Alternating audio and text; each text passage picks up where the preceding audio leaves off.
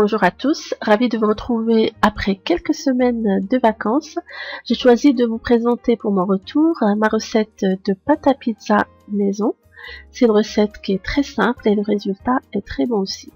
Je commence par faire fondre une cuillère à café de levure dans 300 ml d'eau tiède. On peut toujours utiliser de l'eau tempérée s'il fait chaud. J'ajoute le sucre, une cuillère à café, ça aide toujours à activer la levure. Dans un grand récipient, je mets 400 g de farine. Avec les ingrédients que je vous donne, vous obtenez soit 2 grandes pizzas ou 4 petites. J'ajoute le sel, l'huile d'olive et en dernier, l'eau avec la levure. Alors je vais mélanger en remuant rapidement. On n'a pas besoin de travailler la pâte, juste le temps que tous les ingrédients soient homogènes. Donc 1 à 2 minutes avec la main ou à l'aide d'une cuillère. Même si on n'a jamais fait de pain, on peut y arriver.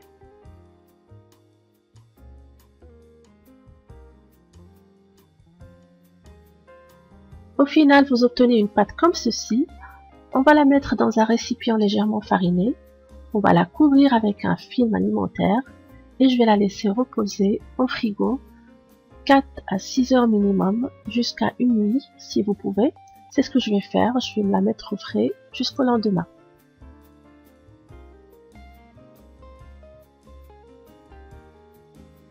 Pour préparer rapidement une sauce à pizza, on fait chauffer un peu d'huile d'olive, on y ajoute l'oignon émincé qu'on fait revenir jusqu'à ce que ça devienne translucide, puis on ajoute la sauce tomate, soit celle du commerce ou la tomate fraîche hachée, le sel, un peu d'origan et on laisse mijoter en remuant de temps en temps.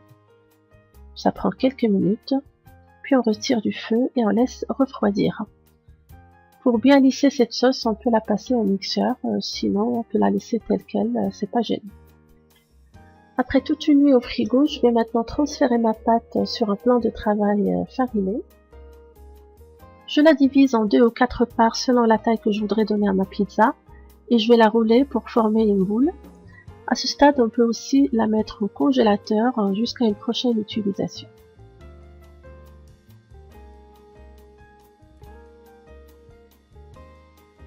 Sur un plan de travail fariné toujours, vous étalez la pâte à l'aide de vos mains ou bien un rouleau à pâtisserie. Vous transférez la pâte sur une plaque du four habillée en papier sulfurisé ou légèrement huilé et vous continuez à l'étaler sur toute la surface de la plaque. Essayez de repousser la pâte au bout des doigts du centre vers les bords de sorte que ceci soit 2 fois plus épais. J'ai préchauffé mon four à 220 degrés. J'ai disposé la sauce sur la pâte et là je commence à garnir ma pizza avec quelques morceaux de mozzarella, des rondelles de poivron, du fromage et un peu d'origan. À vous de mettre ce que vous aimez, ce que vous avez au frigo. Donc on va l'enfourner et on va laisser cuire pendant 15 à 20 minutes. J'espère que cette recette vous a plu. Je vous dis bon appétit et à la prochaine.